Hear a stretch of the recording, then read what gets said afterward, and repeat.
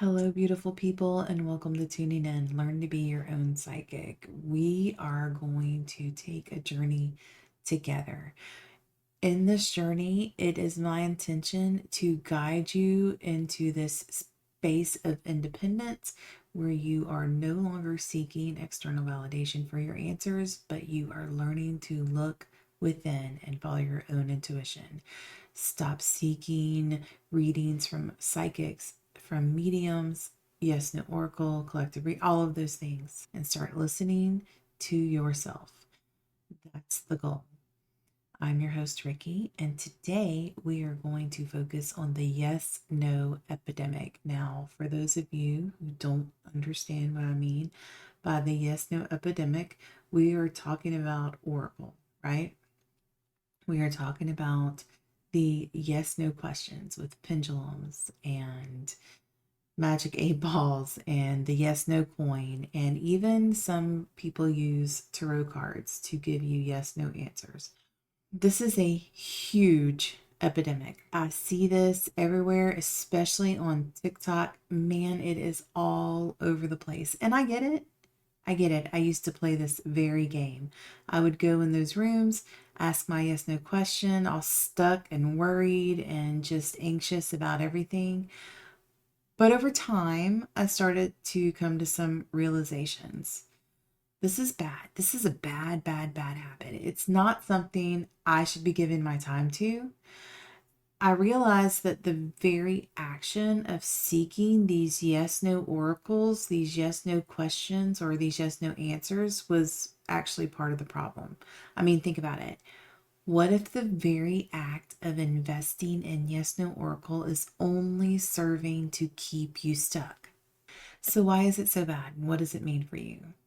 Well, you're seeking, whether you realize it or not, external validation. You're seeking reassurance, and you might even gain some relief from going in and getting your yes or your no.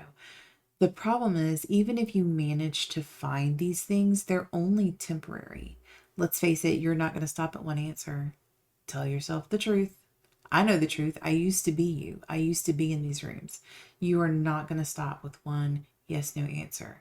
When you are investing in this coping mechanism, which is what it is, you are seeking these answers. You hop from one reader to the other, you hop from room to room, and you ask them all. And you don't even believe the answers that you get for any longer than the relief they provide you, which is very short lived, seconds even.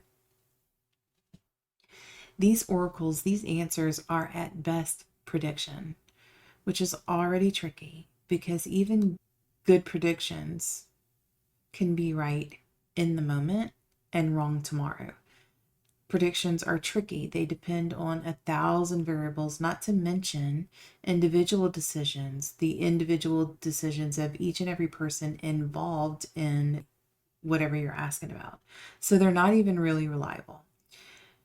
They are at worst a hit of false relief that can create a dependency, a very unhealthy coping mechanism that does not serve you in the slightest. In fact, this can create even more anxiety than clarity, because if you go in asking the same question over and over again, if you get 6 yeses and then on the 7th one you get a no, that's really going to mess you up. It's going to impact you even more, that no. And then you're going to need 10 more yeses to override that no. Another really bad thing about the yes no oracle is that it will hinder your own intuition. We're not meant to live by oracle. Why would we incarnate to learn if we're just going to get all the answers to the test before we take the test? Like, if we're going to seek out the answer to this adventure and how it's going to look before we set foot on the path of that adventure, what's the point? Those that experience the most fulfilling lives are following their own intuition. They are chasing their highest excitement, and they are not attached to the outcome. They are trusting the process and they are following their intuition.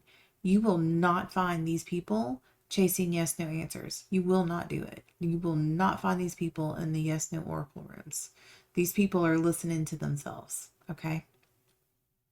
So, why are we so drawn to these oracles? Because it's a spot of reassurance. Even if it's temporary, we are walking around, we are anxious, we're insecure, we're fearful, we're worried, and we're having a real hard time with coping with what is. The whole it is what it is. Yeah, we're not accepting that. Okay. We're future focused. We are hell bent on a specific outcome and we are attached to that emotionally. We're not being mindful. And all of these things are indication that healing is needed. If you are addicted to yes no questions, it is an indication that you need healing. Let that sink in. If you are addicted to yes no oracle, if you are even in one room a day getting yes no oracle, that is indication that there is something that needs healing. Okay? Because the need for yes no oracle, especially if it is in tandem with a sense of urgency, comes from a place where we are avoiding the reality of our now moment. We are not accepting where we are. We cannot move forward if we do not accept where we are. So we have to allow ourselves to see the situation for exactly what it is and to accept it for exactly what it is. The single act of seeking yes no oracle is effectively hindering your own healing and your own growth. What should we be doing instead of wasting our time on the yes no oracle? Because you are, in fact, wasting your time on the yes no oracle. This is where you start building your relationship with your own intuition. This is the road to being your own psychic. And it starts with healing. You could potentially recognize shadow work that is necessary through whatever you're asking about in these yes no oracles. So let's talk about this for a second. If you are seeking an oracle answer to, will I get the job tomorrow? Why are you even asking that? You'll find out tomorrow. This is anxiety driven. You are emotionally attached to a specific outcome. I feel like a lot of these particular questions come from some version of lack that needs to be healed. Okay. You can't work from lack. You cannot do it. So that's a big healing. And a lot of people have to heal the idea of lack. I might recommend you go and meditate on what struggles are preventing you from trusting the process and urge you to focus on being mindful while you wait. Being mindful is going to require you to be present in the now moment and to disconnect emotionally and to view things as an observer so that you are receiving information and you are looking at situations objectively with clarity. This is a difficult thing to master, but it's also a very necessary part of the healing and the spiritual growth journey. So mindfulness is a big thing. I would say the same thing for questions like pregnancy questions. Am I pregnant now? Am I going to get pregnant? A lot of people in the rooms are asking those types of questions. And there's also, the worst questions of all have to deal with the cheating. Is he cheating? Is he being faithful? Is he thinking about me? Listen, let's start with the pregnancy questions. You're driving yourself crazy. You're focused on what you don't have. You are energetically impacting the outcome because you are focusing on the fact that you are not pregnant. That has an energetic component.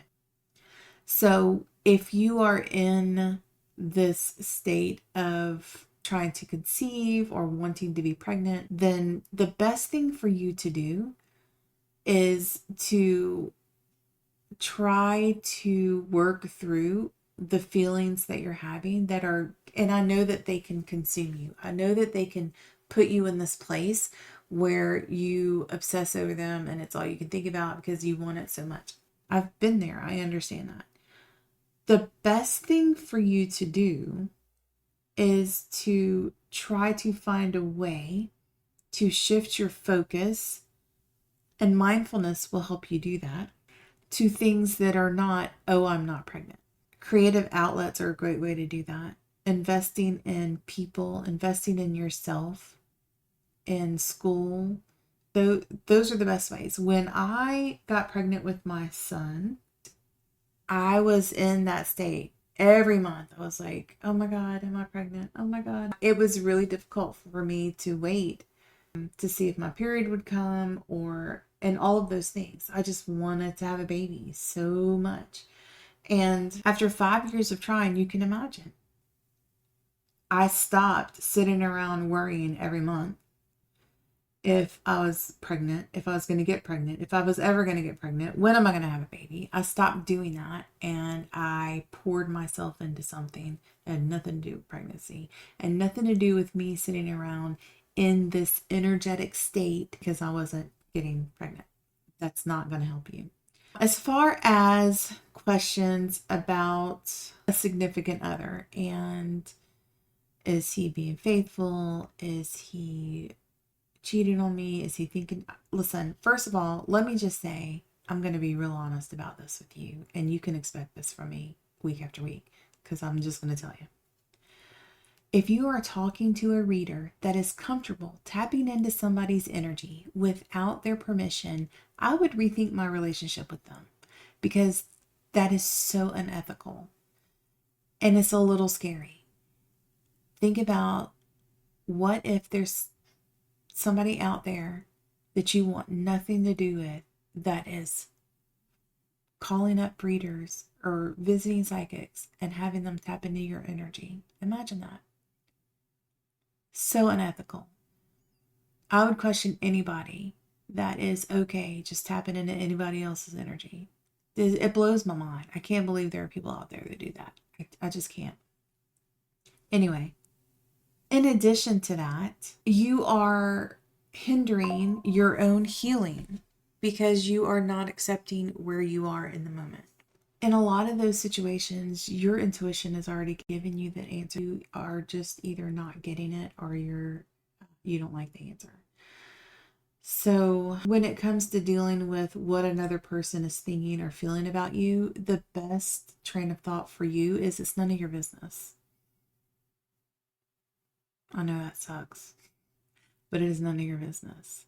And it is up to you to carry on and to invest in yourself, in your own healing, in your own growth, and stop worrying about what other people are doing or thinking or saying about you. And as you heal, you will come to understand how powerful that approach is. You really will. I promise you.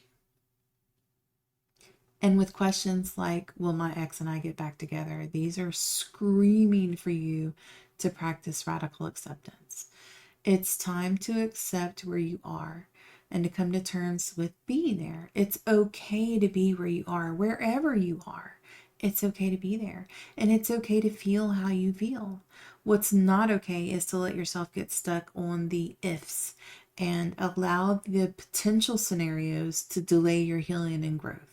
Okay, that's what's not okay. So it's very important for you to invest in practicing radical acceptance and letting yourself be okay. Like, this is a place where you're going to have to permit yourself to feel what you're feeling. It's okay to be where I'm at. It's okay to feel how I'm feeling, right?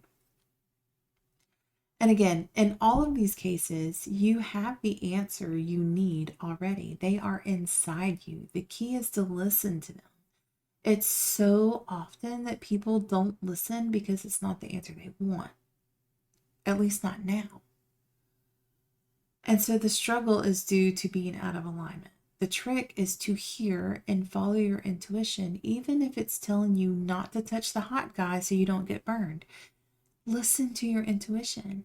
Your intuition is going to drive you right, even if you follow a path that your intuition is taking you down and it doesn't pan out like you thought it would, I guarantee you, you are at least learning something that was necessary.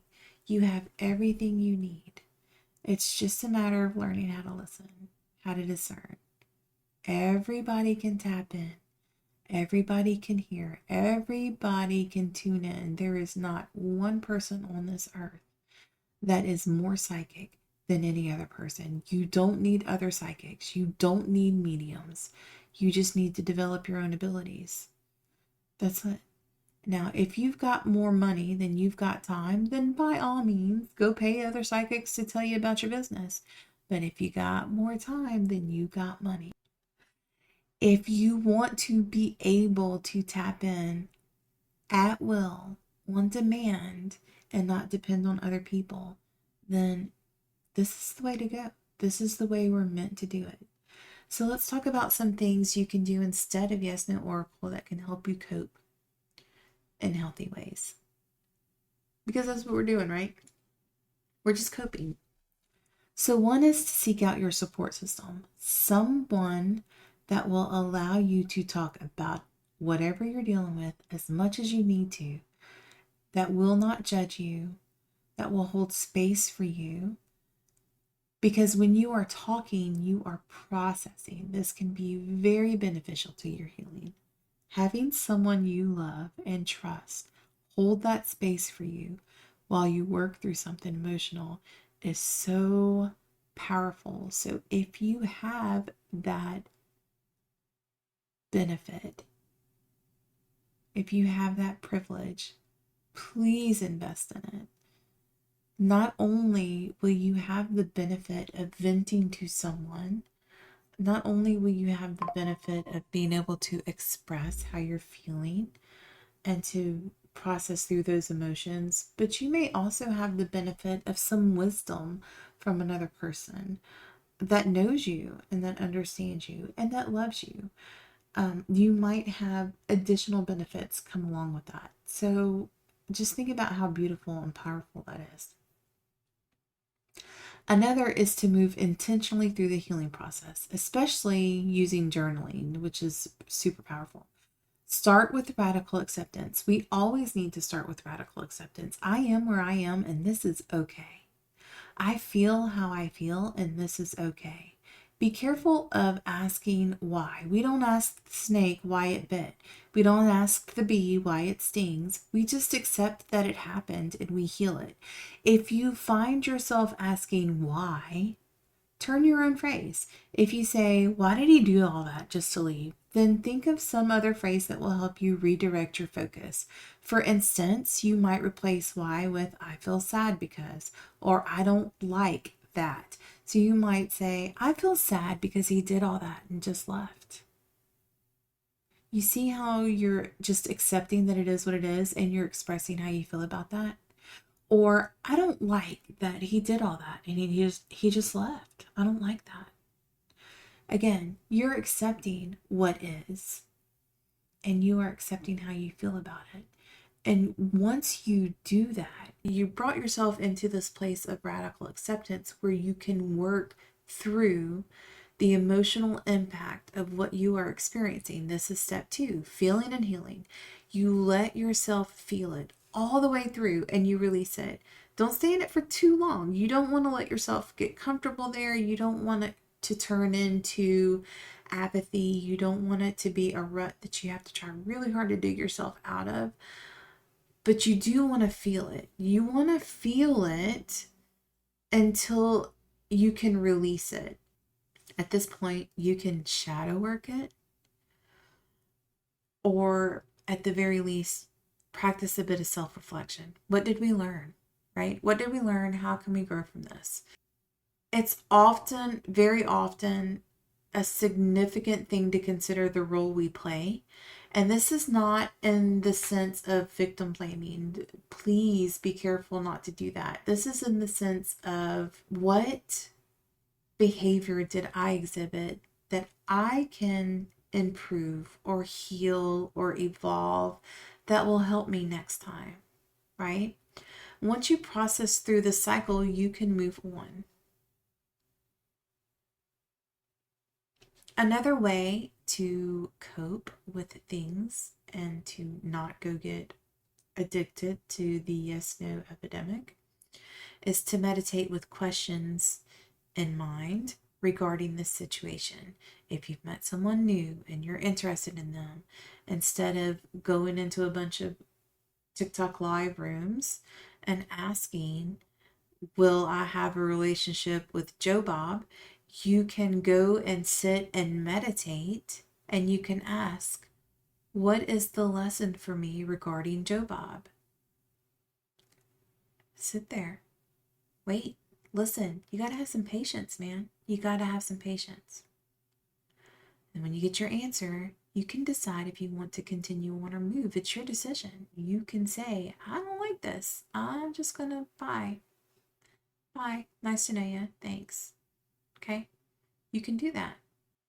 Whatever you do, you want to make sure this is about your healing and your growth, not about the situation, not about another person. Most of us are finding self love and self worth along our healing journey. And when we find those things, we are more inclined to shift our focus in that way so that we are focused on ourselves and our own healing and our own growth and what we're doing. And we are less likely to get consumed or obsess over a whole nother person or a situation.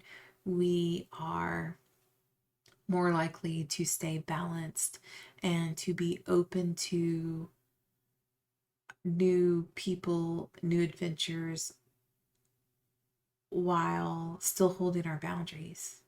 And then you can move into the whole point, which is learning to listen to your own intuition. Now, hear me when I tell you,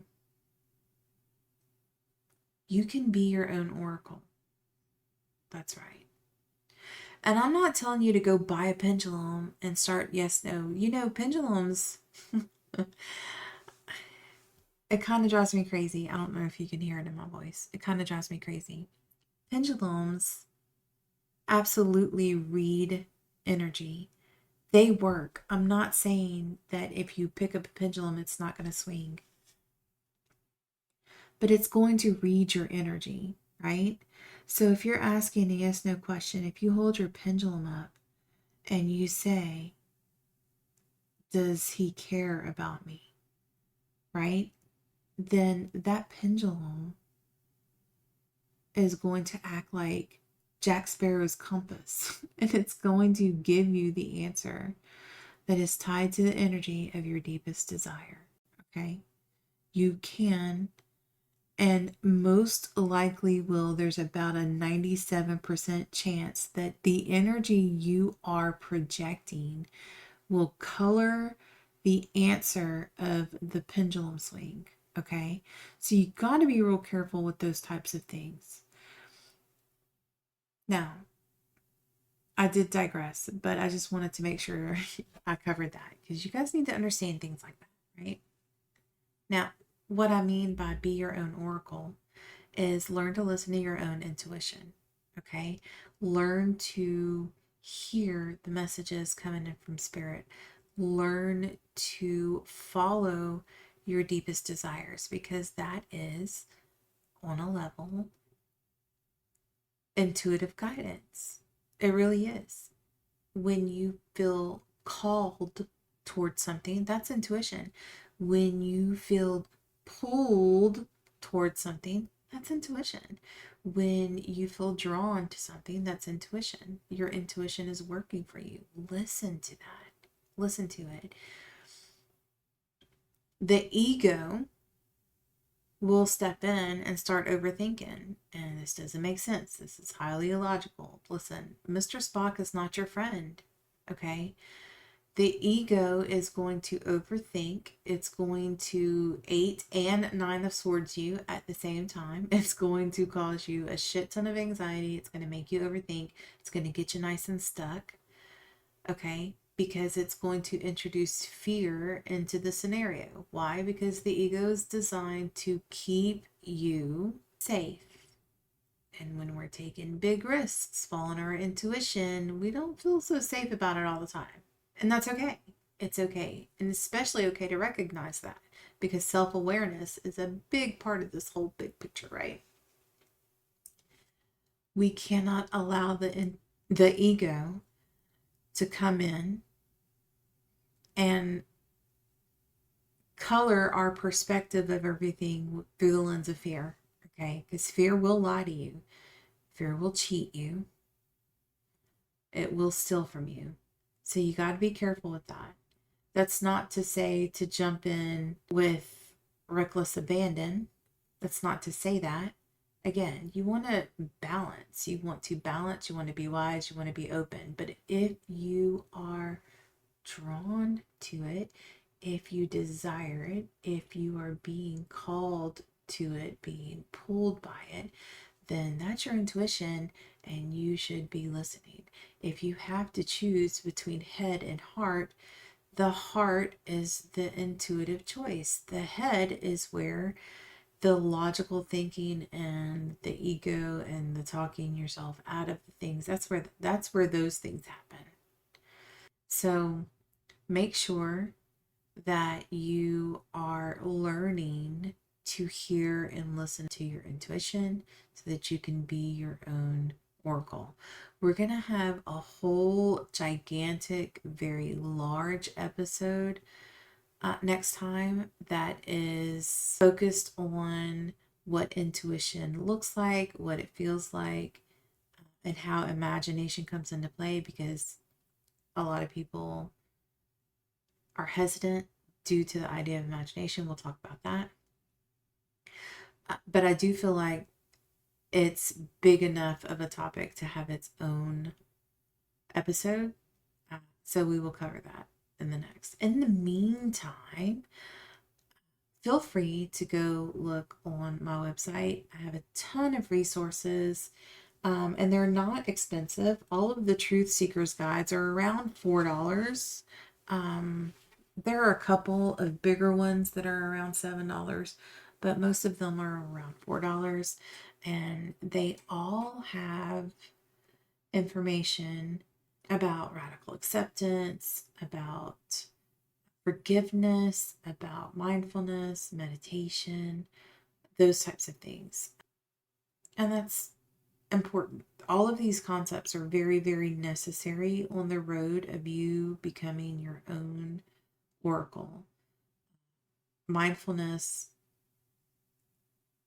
is the first one I would recommend. If you are looking and you want to buy one and you just don't know where to start, mindfulness 100% should be your first one.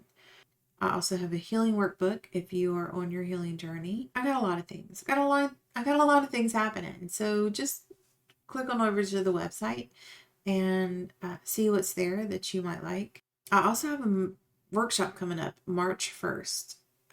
It's $30, I think.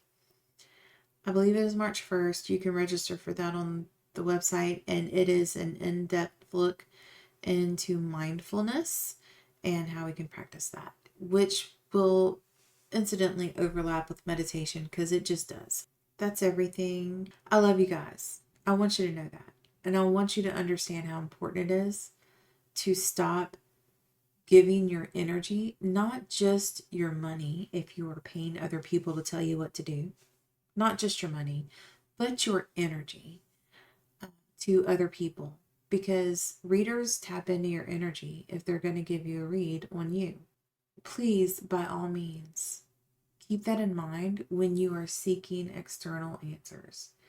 Readers are going to tap into your energy to read you. Mediums are going to tap into your energy to pull information about your past and loved ones, which you don't need them to do. You can do that yourself. Just be careful where you put your energy and try to, please, please, please, go through the process and learn how to remove that need for yourself. That's going to be it for this week. I just want to say thank you so much for listening to that whole thing. I'm sure I went off on several tangents, so I appreciate your patience. Thank you for hanging out. and tuning in with me.